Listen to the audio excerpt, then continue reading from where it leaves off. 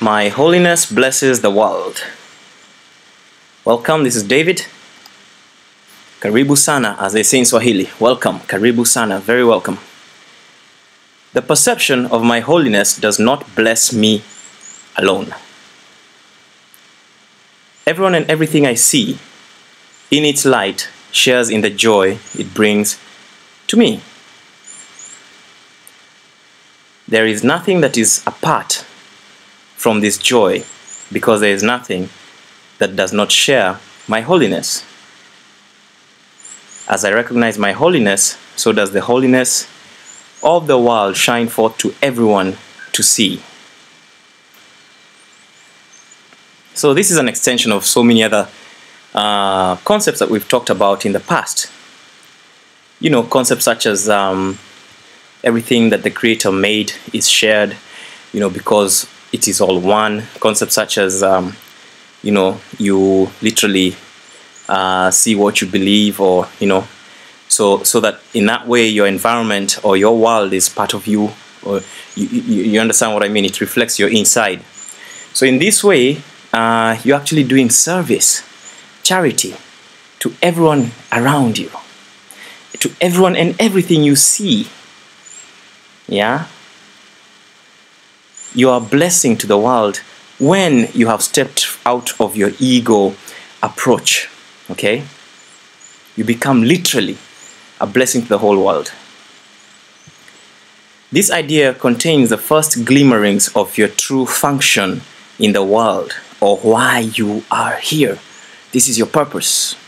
The first glimmerings of your true function in the world. Okay? Or why you are here. And remember, we said a few days ago, that the function of this world is to set you free. Or not rather to set you free, but it is not to set you free. Sorry, that's my mistake. It is where you find your freedom. Remember, we talked about that when we were talking about the living in a prison of your own making.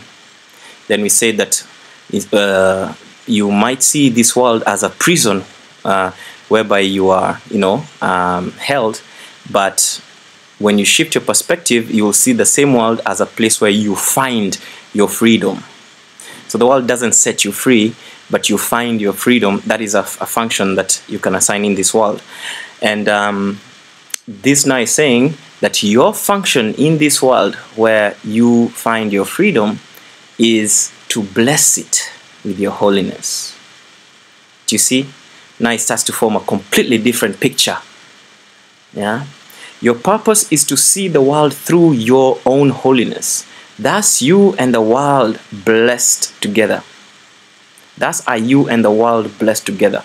No one loses. Nothing is taken away from anyone. Everyone gains through your holy vision. It signifies the end of sacrifice because it offers everyone his full due, and he is entitled to everything because it is his birthright as a son of the Creator. There is no other way in which the idea of sacrifice can be removed from the world's thinking. So it's saying that this whole, you know, we sacrifice a lot, don't you think? We sacrifice a lot every day.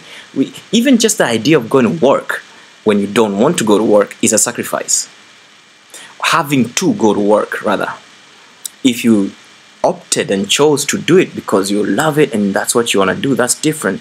But when you have to, you're already sacrificing. And there's so many sacrifices we make, you know, during the day. And it's saying that there's no other way in which the idea of sacrifice can be removed from the world's thinking. This is the only way. Any other way of seeing will inevitably demand payment of someone or something. That's interesting. Any other way will demand payment.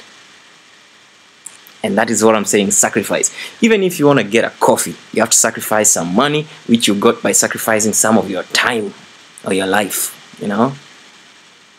So anyways, as a result, the perceiver will lose. Nor will he have any idea why he is losing. Do you see what I'm saying? It says here that There is no other way in which the idea of sacrifice can be removed from the world's thinking. This whole idea that we have to trade and limit ourselves and stuff. Any other way of seeing will inevitably demand payment of someone or something. As a result, the perceiver will lose. And I think you have experienced this almost every day in your life. Nor will he have any idea why he is losing. See, the idea of separation is the real reason why he is losing. Not because he was born in a low-income family and he's got a walking problem and he's shy and all that kind of ideas. No.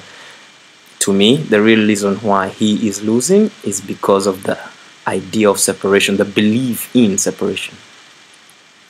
Yet is his wholeness restored to his awareness through your vision. Your holiness blesses him by asking nothing of him. Those who see themselves as whole make no demands. Can you see that now? In your holiness, you realize you lack nothing. And by the way, when you need something, let's even use the word need, because that's the wrong word. Again, English sometimes just leaves us with no choice but to use the wrong word. The word need should not be used here. But let's say you're in your holiness now. You realize you lack nothing. But let's say you need something. Let's even use the word need here. Like again, I said it's completely wrong word for this instance. But you will find that synchronicity will be kicking in. That everything that you apparently need will appear on time, right where you need it. Not a moment earlier, not a moment later. And therefore you will be you'll be making no demands. You see? And this state of being whereby you see yourself as lacking nothing and making no demands of others will bless the others. And in turn you will start to make them holy. Have you heard of instances where people say, oh, I went and met this holy person and just something just came out of them and I just felt changed just by being in their presence? I'm sure you've heard of those kind of statements. Just by being in this Holy One's presence, this person's presence, I mean, even today, if you Google in India, you got so many people, well, not that many, but you got a few so-called gurus that are genuine, not the ones that just, to demonstrate their guruness, they stand up for 1,000 days or something without sitting. I don't know. Well, that's their thing. I'm just saying I don't see the point in that. But having said that, there are certain gurus in India who are well known for emanating a presence that everyone around them just being near them changes a whole thing, like tremendously shifts your life. And also when we read the old texts, from the old religions, everything from all the old religions, everything from Christianity to the Eastern ones to all of them, you always hear instances of someone so holy that being in their presence changed lives, even healed, just the presence. So to me, this is what is being spoken of here. Your holiness is the salvation of the world.